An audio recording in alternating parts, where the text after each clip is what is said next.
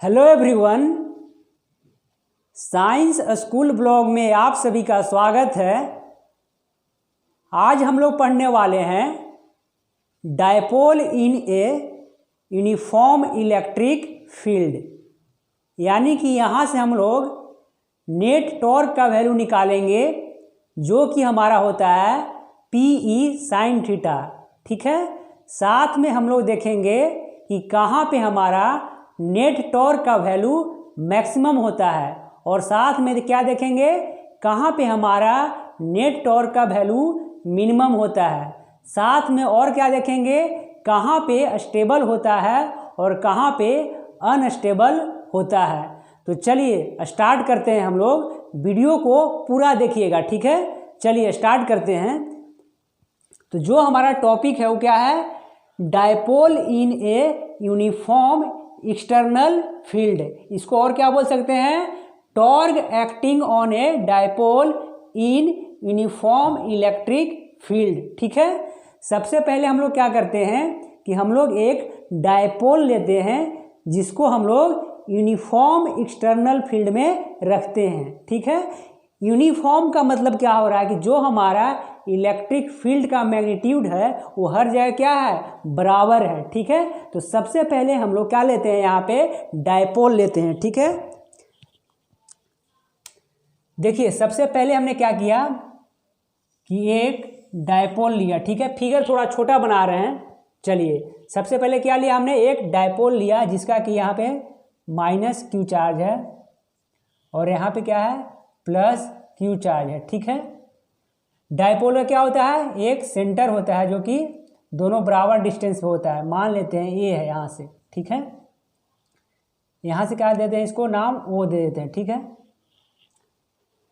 देखिए हमने क्या किया है, यहाँ पे एक डायपोल लिया है, एक छोर पे क्या है +Q चार्ज है और एक छोर पे क्या है -Q चार्ज है। ठीक है, यहाँ पे इसका क्या है ओरिजिन है यानी कि O है। ठीक है, यहीं से हम इसको क्या करेंगे, रोटेट करवाएंगे। ठीक है, अब क्या कर रहे हैं हम लोग कि इस डायपोल को यूनिफॉर्म इलेक्ट्रिक फील्ड में रख रहे हैं। ठीक है, कहाँ पे रख रहे हैं हम लोग, यूनिफॉर्म इलेक्ट्रिक फील्ड के अंदर रखा है। ठीक है,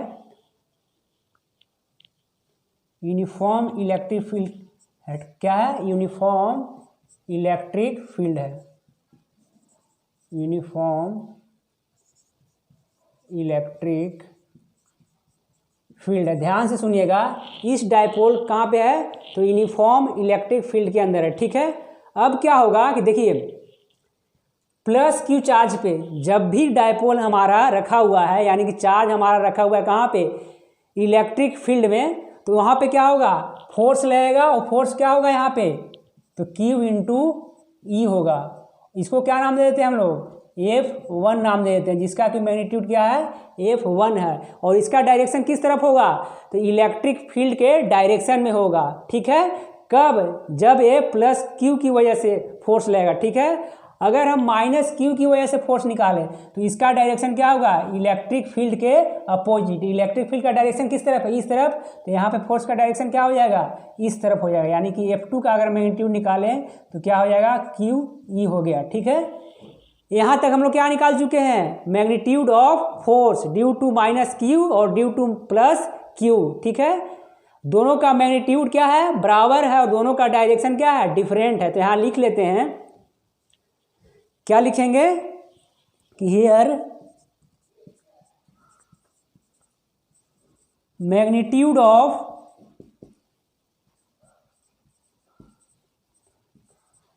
both force F1 and F2 is same but direction will be different। ठीक है, चलिए यहाँ तक तो हम लोग कर चुके हैं। ठीक है, अब हम लोग क्या करेंगे, देखिए यहाँ से एंगल हम लोग क्या ले रहे हैं, एक थीटा ले रहे हैं, जो कि हमारा थीटा क्या है, तो एंगल बिटवीन इलेक्ट्रिक फील्ड और डायपोल मूवमेंट। डायपोल मूवमेंट का डायरेक्शन किस तरफ होगा, तो इस तरफ होगा। क्योंकि जो हमारा डाइपोल मूवमेंट का डायरेक्शन होता है माइनस क्यू से प्लस क्यू की ओर होता है। तो थीटा क्या होगा, तो यहाँ पे लिख सकते हैं कि theta is angle between electric field and dipole movement P, ठीक है। यहाँ पे क्या है, P है। चलिए अब हम लोग क्या करते हैं, इसको घुमाते हैं कि हमारा किस तरफ घूमेगा। तो देखिए अगर हम बात करें कि यहाँ से, तो यहाँ से क्या लग रहा है, F1 फोर्स लग रहा है जो कि इस तरफ घुमा रहा है।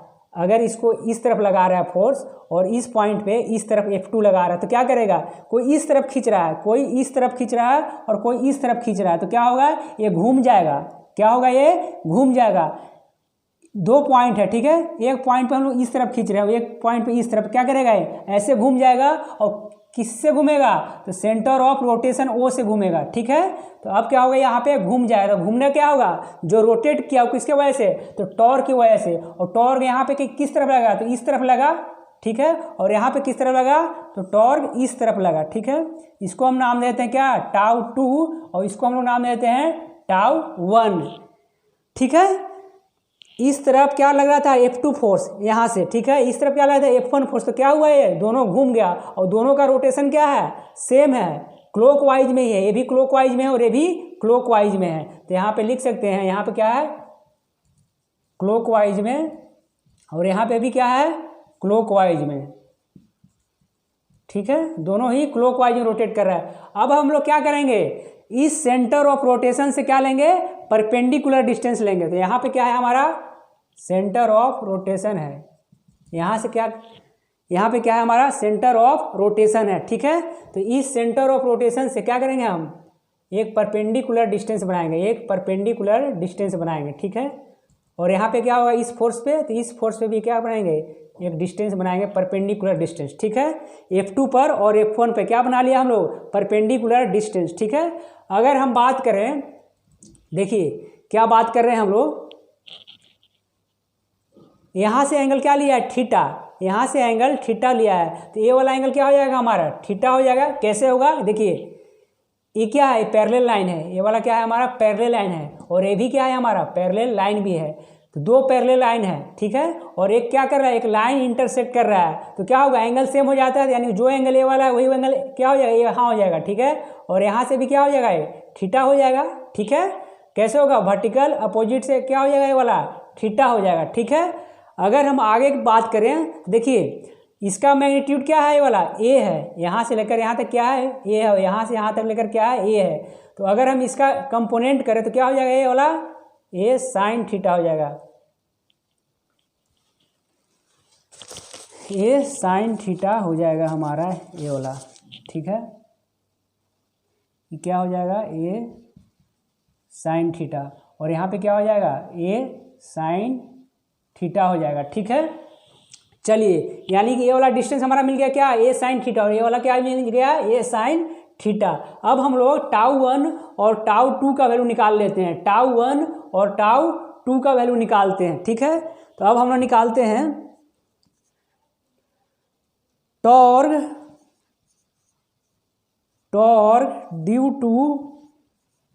ड्यू टू फोर्स F1, ठीक है। तो यहाँ पे टाउ 1 की वैल्यू क्या आ जाएगा, तो F1 force, magnitude of F1 force into perpendicular distance from centre of rotation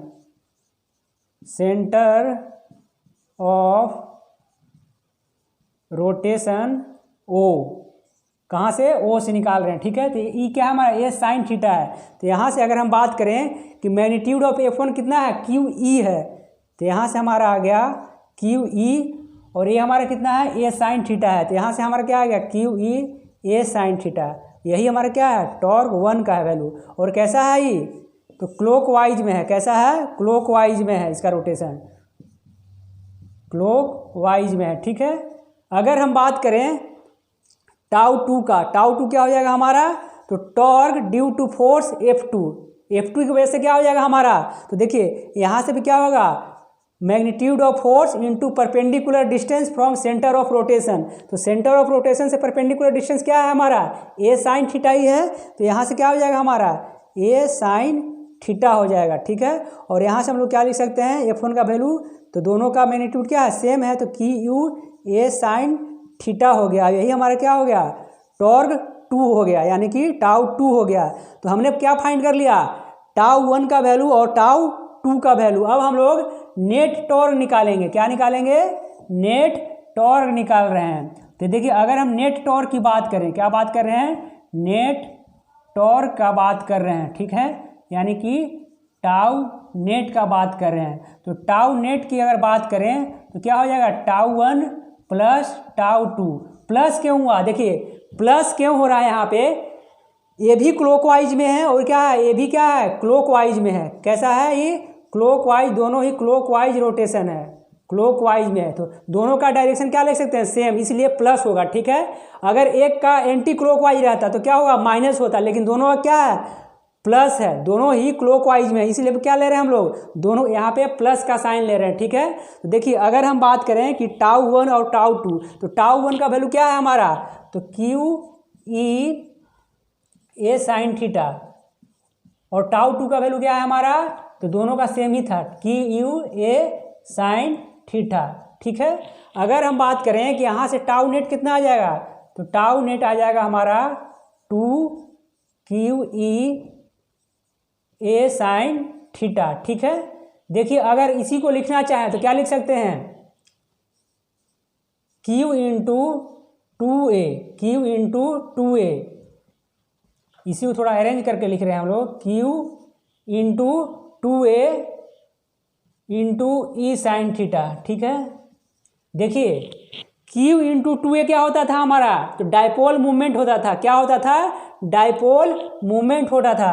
तो यहाँ से हम लोग टाउ नेट क्या लिख सकते हैं, तो पी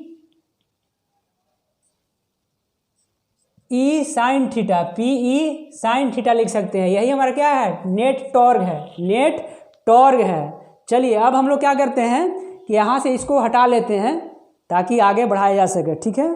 तो चलिए आगे हम लोग हटाते हैं। यहाँ तक हमारा कितना आ चुका है, नेट टॉर्क का वैल्यू, तो पी ई साइन थीटा आ चुका है, पी ई साइन थीटा आ चुका है। चलिए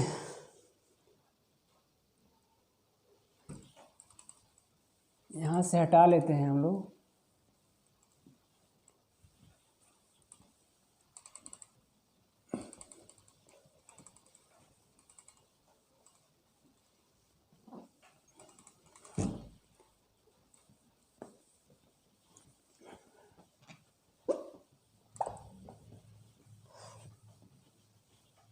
तो अगर हम बात करें कि टाउ नेट का वैल्यू कितना आ गया, टाउ नेट वैल्यू आ गया हमारा पी ई साइन थीटा आ गया, ठीक है। देखिए अगर हम बात करें कि पी ई साइन थीटा कैसे आ सकता है, पी ई साइन थीटा कैसे आ सकता है, तो इसको हम पी क्रॉस ई भी कर सकते हैं, पी क्रॉस ई भी कर सकते हैं, और क्या कर सकते हैं, पी ई साइन थीटा लाने के लिए, पी ई साइन थीटा लाने के लिए ई क्रॉस पी भी कर सकते हैं, ई क्रॉस पी भी कर सकते हैं। तो देखिए जब हम लोग पी क्रॉस ई कर रहे हैं, यानी कि डाइपोल मूवमेंट, ये वाला क्या है, डाइपोल मूवमेंट है, और यहाँ पे क्या है, इलेक्ट्रिक फील्ड का डायरेक्शन है, ठीक है। तो अगर हम बात करें कि पी क्रॉस ई करें, पी क्रॉस ई कर रहे हैं, पी क्रॉस ई कर रहे हैं, तो कैसा आ रहा है, क्लॉकवाइज डायरेक्शन आ रहा है, क्लॉकवाइज डायरेक्शन आ रहा है। तो ये वाला कैसा डायरेक्शन है, तो क्लॉकवाइज है, क्लॉकवाइज है, ठीक है। और यहाँ पे कैसा डायरेक्शन आ रहा है, ई क्रॉस पी, ई क्रॉस है, यहाँ से ई और यहाँ से पी है, ठीक है। तो ई क्रॉस पी कर रहे हैं, तो इस तरफ क्या हो रहा है, एंटी क्लॉकवाइज हो रहा है, क्या हो रहा है, एंटी क्लॉकवाइज, क्या हो रहा है, एंटी क्लॉकवाइज, ठीक है।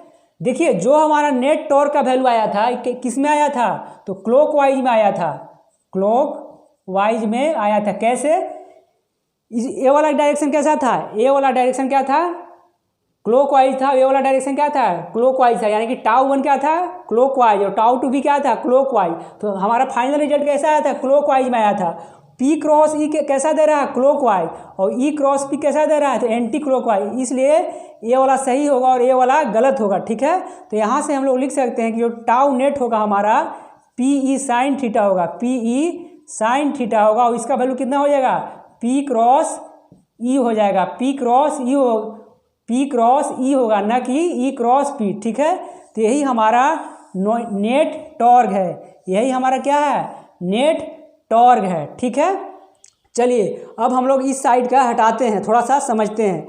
अगर हम बात करें टाउ मैक्स के लिए, टाउ मैक्स के लिए बात करेंगे और टाउ मिनिमम के लिए बात करेंगे। ठीक है, चलिए सबसे पहले हम लोग टाउ मैक्स की बात करते हैं, टाउ मैक्सिमम कहाँ पे होगा। ठीक है,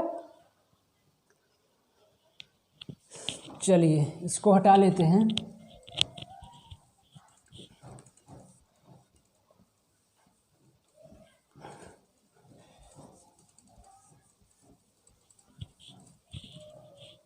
अगर हम टॉर्क मैक्सिमम की बात करें, टॉर्क मैक्सिमम की बात करें, ठीक है, तो टाउ नेट यहाँ पे क्या है, टाउ नेट है हमारा PE sine theta, PE sine theta. ठीक है, तो देखिए साइन थीटा का वैल्यू मैक्सिमम कब होगा, साइन थीटा का वैल्यू मैक्सिमम कब होगा, तो देखिए जब यहाँ पे थीटा क्या हो, थीटा क्या हो हमारा 90 हो, या फिर थीटा क्या हो 270 हो, तभी हमारा क्या होगा, साइन थीटा का वैल्यू मैक्सिमम होगा। इस केस में क्या आता है हमारा -1 आता है, और इस केस में क्या आता है +1 आता है। ध्यान में दीजिएगा कि जब हम लोग 270 लेते हैं तो साइन थीटा का वैल्यू कितना आता है, -1 आता है, और जब हम लोग 90 लेते हैं तो कितना होता है, +1 आता है। ठीक है, तो देखिए दोबारा से इसको हम लोग पुट करते हैं। ठीक है, तो देखिए साइन थीटा का वैल्यू कितना लेंगे, +1, तो यहाँ से क्या आ जाएगा हमारा PE लेंगे, PE आ जाएगा। ठीक है, जब हम लोग माइनस लेंगे साइन थीटा का पूरा वैल्यू, ठीक है, तो यहाँ से हमारा क्या आ जाएगा, -PE आ जाएगा, -PE आ जाएगा, यानी कि जो हमारा नेट टॉर्क का वैल्यू आ रहा है P और -PE आ रहा है, P और -PE आ रहा है। ठीक है, देखिए यहाँ पे जो है मैग्नीट्यूड देखिए, सिर्फ मैग्नीट्यूड देखिए, दोनों का मैग्नीट्यूड क्या है, मैग्नीट्यूड तो बराबर है ना, क्या है, मैग्नीट्यूड क्या है यहाँ पे इक्वल है, मैग्नीट्यूड क्या है हमारा इक्वल है, लेकिन डायरेक्शन क्या है, उल्टा है, यानी कि अपोजिट है।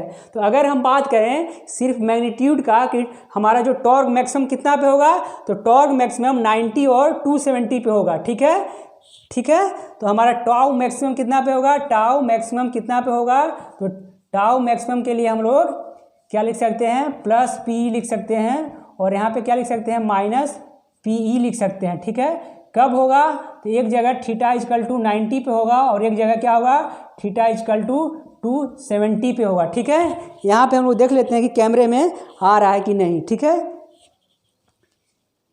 चलिए आ रहा है हमारा कैमरे में, तो यहाँ पे टाउ मैक्सिमम कितना पे होगा, तो 90 पे और 270 पे होगा टाउ मैक्सिमम।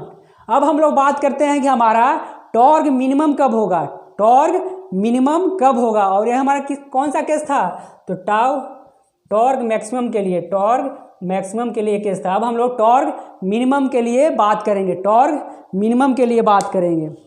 चलिए यहाँ तक लिख लीजिए। अब हम लोग बात करते हैं टॉर्क मिनिमम के लिए। ठीक है,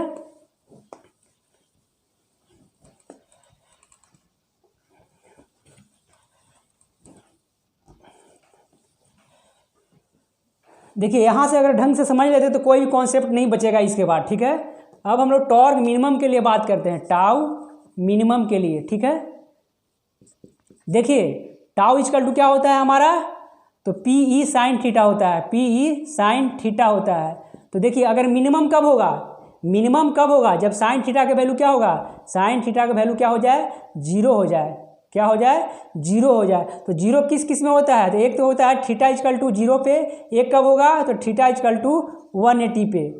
ठीक है, दोनों पे क्या होगा हमारा, साइन थीटा का वैल्यू पूरा वैल्यू क्या हो जाएगा, 0 होगा, यानी कि थीटा = 0 डिग्री पर और थीटा = 180 डिग्री पर। ठीक है, यहाँ पे क्या होगा हमारा 0 होगा। ठीक है, तो अगर हम बात करें कि टाउ मिनिमम कब होगा, तो यहाँ पे हमारा क्या होगा, जब हमारा थीटा का वैल्यू क्या हो थीटा का वैल्यू क्या हो 0 डिग्री हो और थीटा का वैल्यू क्या हो 180 डिग्री हो, 180 डिग्री हो, तो क्या होगा हमारा टाउ मिनिमम, तो टाउ मिनिमम हमारा 0 हो जाएगा।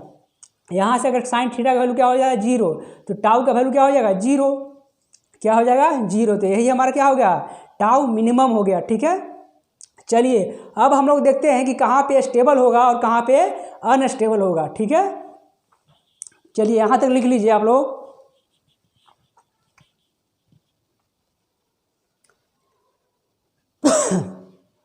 देखिए अब हम लोग बात कर रहे हैं स्टेबल और अनस्टेबल का। ठीक है,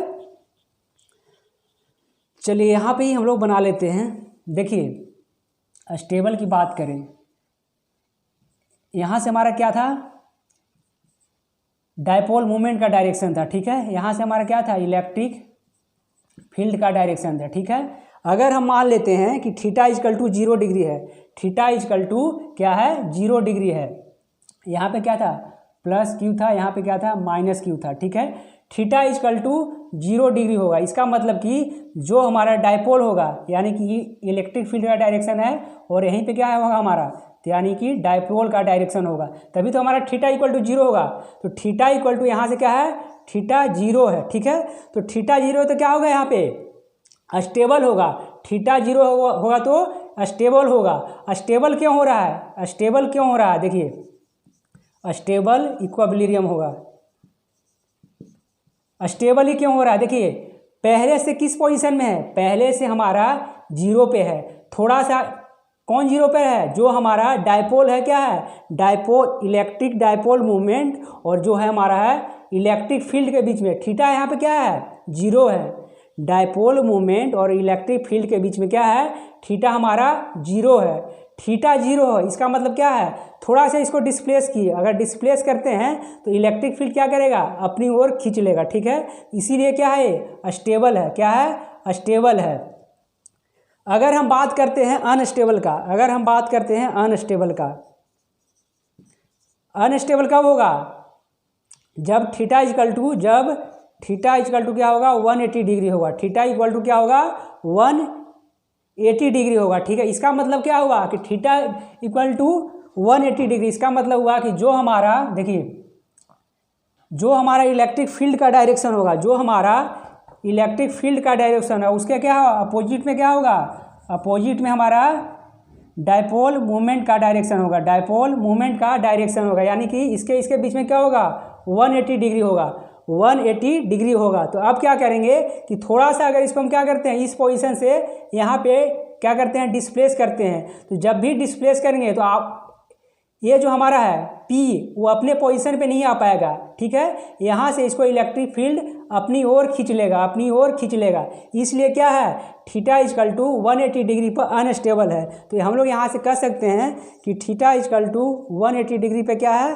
अनस्टेबल इक्विलिब्रियम है, अनस्टेबल है। ठीक है, चलिए थोड़ा सा हम लोग एक जगह फिगर को बना लेते हैं। ठीक है, स्टेबल और अनस्टेबल को, चलिए इसको हम लोग हटा लेते हैं।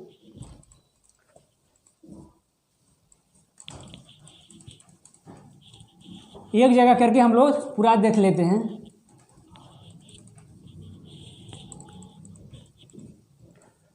स्टेबल और अनस्टेबल को,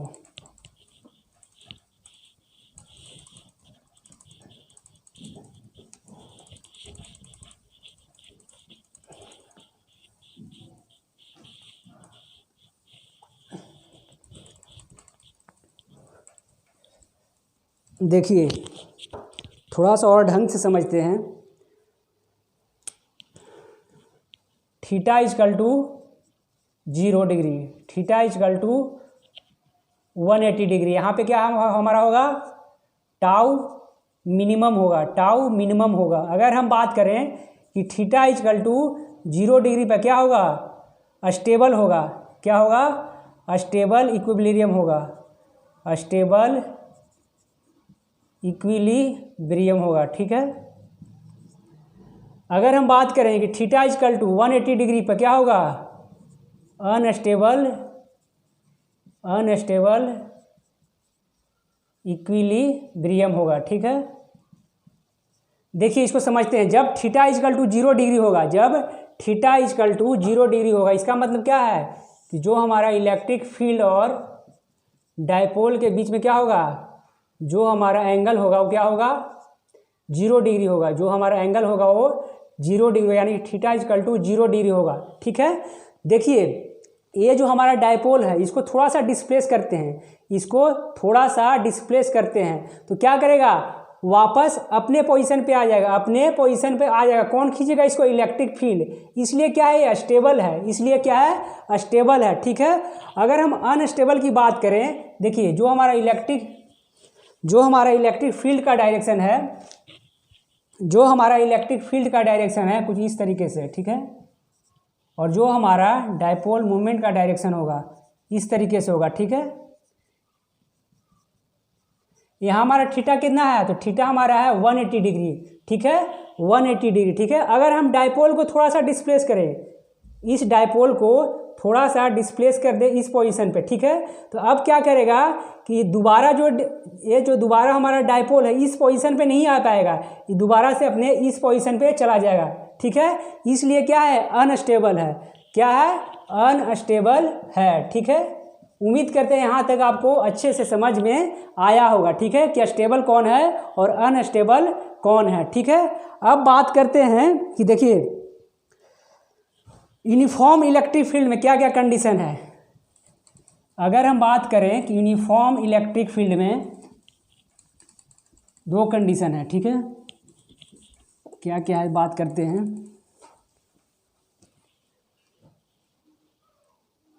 डायपोल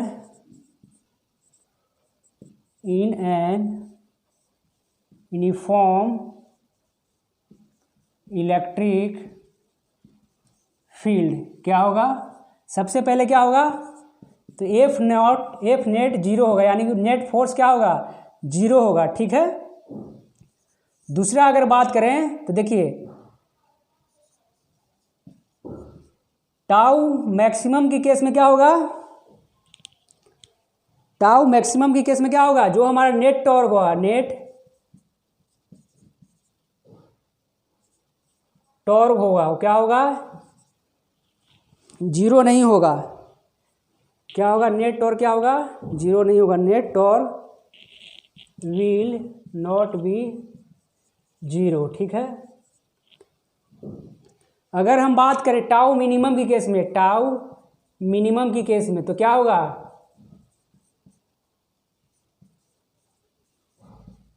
नेट टॉर्क क्या होगा, विल बी 0 होगा। क्या होगा, नेट टॉर्क 0 होगा। ठीक है, चलिए तो आज के लिए हम लोग इतना ही रखते हैं और मिलते हैं नेक्स्ट वीडियो में। ठीक है।